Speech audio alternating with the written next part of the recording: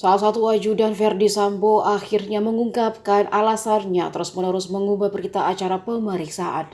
Mantan ajudan Verdi Sambo bernama Azan Romer tersebut diketahui sudah beberapa kali mengubah keterangannya. Hingga akhirnya dalam persidangan kasus pembunuhan Brigadir J atau Nofriansah Yosua Huta Barat, terungkap alasan ajudan Verdi Sambo tersebut terus mengubah BAP. Persidangan tersebut berlangsung di Pengadilan Negeri Jakarta Selatan pada Rabu 9 November kemarin.